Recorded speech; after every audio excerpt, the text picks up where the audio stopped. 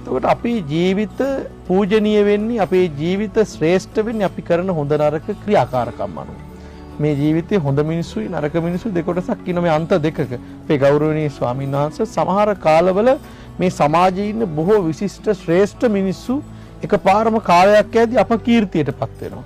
ඒ මිනිස්සු අපි මේ ගෞරවනීයයි පූජනීයයි කියලා හිතනවා.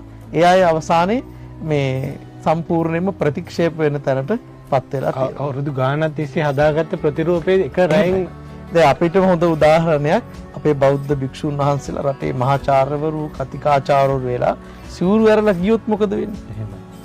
එතන ඉඳන් අර කරපු ඔක්කොම හොඳ අමතක කරලා බයිනවනේ. එතනින් පස්සේ ගිහි කෙනෙක් මේ.